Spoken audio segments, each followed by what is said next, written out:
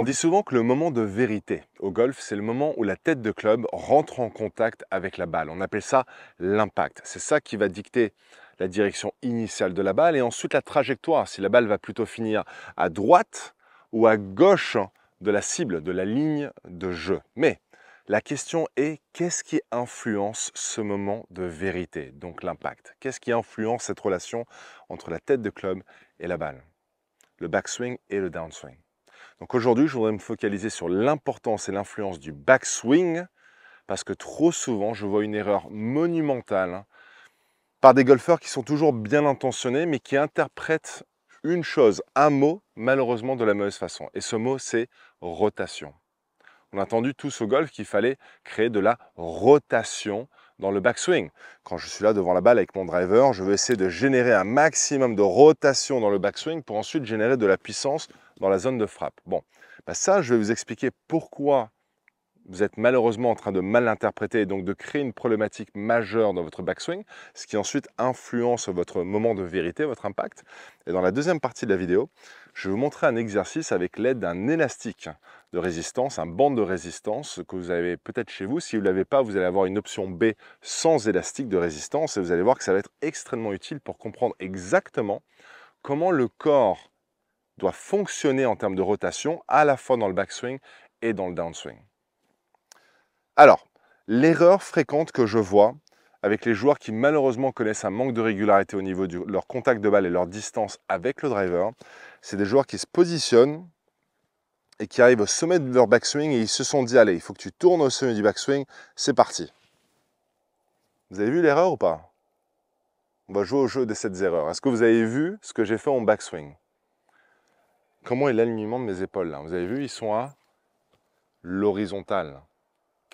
Donc là, on a de la rotation, mais il manque un élément extrêmement important. Un mot-clé, inclinaison. On a de la rotation, mais on n'a pas l'inclinaison. Et ce qu'on a besoin au golf, c'est qu'on a besoin des deux, les amis. On a besoin de tourner, oui, mais on a besoin d'incliner. Parce que si on n'incline pas et on se retrouve en rotation sans inclinaison, on a les épaules qui sont à l'horizontale. Et ça, c'est très, très, très dangereux. Parce qu'en général, quand je tourne les épaules au sommet de mon backswing à l'horizontale, donc j'ai la rotation sans inclinaison, ça va donner ça. Une balle qui est partie limite en top, très très basse. J'ai tapé le bas complet de la face de club, donc cette partie-là, je l'ai senti au moment de la frappe. La balle ne décolle pas, la balle ne fait pas de distance, mais pourtant Lewis, j'ai tourné. Juste avant de passer à la deuxième partie de cette vidéo, si aujourd'hui le manque de régularité dans votre jeu est l'élément qui vous cause le plus de frustration, et je comprends tout à fait parce que je suis passé par là, c'est sûrement parce que vous avez une incompréhension de comment le club doit travailler durant le swing. Il y a vraiment 3 étapes clés pour maîtriser le club, pour nous permettre de créer cette régularité. Et ça, je vous l'explique en détail à travers une webconférence qui est complètement gratuite, mais uniquement réservée pour les membres de ma communauté. Tout ce que vous avez besoin de faire pour y participer gratuitement, c'est de cliquer sur le lien qui se trouve juste en dessous de cette vidéo. Oui, vous avez tourné, vous avez créé de la rotation, mais vous avez oublié l'élément clé, l'inclinaison. Et ça, on en parle très rarement, n'est-ce pas? On entend toujours, il faut tourner dans le backswing, créer de la rotation, mais on oublie ce mot-clé, inclinaison. Inclinaison, c'est tellement important, les amis. Ce qu'on souhaiterait dans notre backswing, c'est d'avoir cette capacité de pouvoir tourner ici. Regardez, l'épaule droite est au-dessus de mon épaule gauche. Vous voyez bien cette position-là, l'épaule gauche est en dessous de mon épaule droite. Cette position-là, donc du coup, j'ai mon hop, inclinaison maintenant. Donc quand je suis dans ma posture devant la balle, j'incline mon buste vers la balle. Et quand je tourne avec de l'inclinaison. Ça va me permettre de respecter ce qu'on appelle les angles, d'accord? C'est un terme que je fais attention quand j'utilise parce qu'il peut être aussi mal interprété. Mais en quelque sorte, je respecte les angles de départ, d'accord? Je respecte mes angles de départ avec l'épaule gauche qui est en dessous de l'épaule droite, d'accord? Une autre façon de le voir, ce que j'aime beaucoup, c'est étendre les ailes de mon avion. Imaginez que mes bras sont les ailes d'un avion et quand je monte, vous voyez bien que ma main droite est bien au-dessus de ma main gauche. Vous voyez ça? Et là, vous voyez que dans cette position-là, j'ai cette inclinaison. Si maintenant je me mets à l'horizontale, une des problématiques peut-être que vous êtes en train d'effectuer dans votre swing, croyez-moi, je le vois très souvent. Regardez mes ailes de mon avion. Hop, j'ai tourné, mais mes ailes sont à l'horizontale. Et là, à partir de là, il y aura des compensations mécaniques, c'est sûr, les amis, dans le downswing. À partir de là, regardez, quand vous allez faire ça, Dans le downswing, il va y avoir deux options. Soit les ailes vont avoir envie de faire ça, hop, pour essayer de rattraper, ou soit les ailes vont vous revenir par-dessus là. Mais on ne va plus avoir cette symétrie qui peut être interprétée par le respect des angles. Lorsque je me positionne devant la balle ici et que je vais au sommet de mon backswing, la raison pour laquelle on voudrait avoir cette magnifique inclinaison, rotation en inclinaison ici, c'est simplement au retour pour retrouver la même chose de l'autre côté. Donc du coup, j'ai une magnifique symétrie entre la main droite qui est partie en haut, la main gauche en bas, et maintenant c'est la main droite qui va partir en bas et la main gauche en haut. Et cette symétrie me permet d'avoir beaucoup plus de régularité et améliorer mon moment de vérité, où la tête de club rentre en contact avec le sol. Alors, maintenant, laissez-moi vous montrer un exercice extrêmement simple avec l'élastique de résistance ou pas, si vous n'en avez pas, qui vont vous permettre de ressentir justement cette rotation avec inclinaison.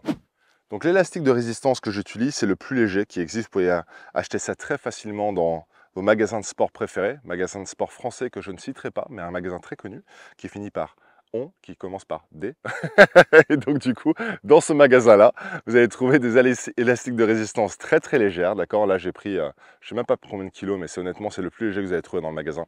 Et là en l'occurrence, je vais le positionner juste entre le pouce et l'index. Vous voyez, donc juste ici, juste entre les deux dans la main gauche. Et ensuite, je vais fermer. Et je vais faire la même chose dans la main droite. Je vais positionner l'élastique dans le pouce, entre le pouce et l'index. Et là, maintenant, je vais venir écarter le plus loin possible, le plus que je peux. Et je vais venir traverser ma poitrine avec l'élastique de résistance. Donc du coup, vous voyez bien que l'élastique de résistance traverse ma poitrine. J'élargis mes ailes. J'imagine que mon corps est le tube d'un avion et que mes bras sont les ailes. Et là, vous voyez que je forme donc un avion. Maintenant, je vais me positionner devant ma balle, je vais m'incliner à ma balle, et à partir de là, je vais venir chercher, en gardant cette extension. Attention, on ne veut surtout pas que les ailes, j'allais dire se redressent, non, c'est pas se redresser, mais en tout cas se plient, d'accord? On me dit, tu vas me dire, oui, ce ne serait pas possible dans un avion, exactement. Ben alors du coup, ce n'est pas possible pour votre swing. Donc, là, ici, regardez, je garde mes bras en extension ici, j'ai l'élastique qui traverse la poitrine, je m'incline vers la balle, j'ai la main droite qui va chercher au-dessus de moi, je garde cette largeur avec l'élastique de résistance, c'est un peu plus dur de ce que vous pensez, même si l'élastique est très léger, c'est pas évident. Et là au retour, c'est peut-être parce que je maintiens cette position, et au retour, je vais chercher la main gauche avec la main droite. Là. Je reviens sur le point de départ, ça fait 1 et 2. Je reviens, 1 et 2. La raison pour laquelle cet exercice est extrêmement efficace, c'est parce que lorsque je retrouve cette position au sommet de mon backswing, non seulement j'ai créé de la rotation avec inclinaison, mais regardez mon corps. Mon corps resterait central. Regardez ma tête est restée à l'intérieur de ma jambe arrière. Je n'ai pas eu de déplacement latéral vers le côté droit de façon trop importante. Donc en même temps, j'ai cette capacité d'éviter ce qu'on appelle le sway. J'en parlerai dans d'autres vidéos. Le sway, c'est le déplacement latéral vers le côté droit.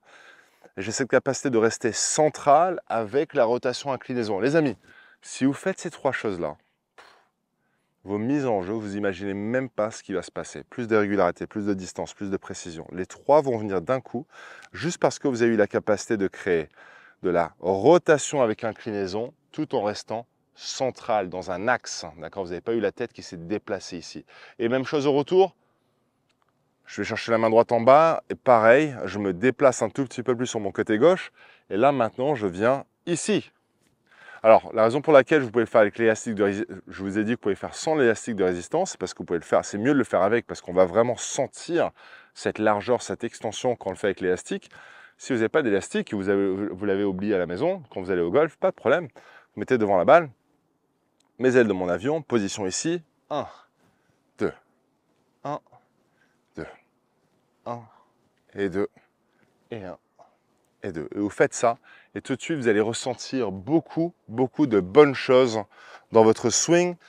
La rotation avec inclinaison, c'est vraiment ce qu'il y a de très important dans votre swing. C'est ça qui va vous permettre de maintenir, alors attention le terme mal interprété, mais maintenir les angles. Et dans le downswing, c'est ça qui va vous permettre de taper le milieu de la face de club plutôt que de taper le dessus de la balle avec le bas de la tête de club. Allez, c'est parti. Trou numéro 6 ici au Golf PGA France du Vaudreuil. Magnifique par 4, tout droit dans l'axe. Pas de danger, mis à part les arbres à gauche et à droite. On y va.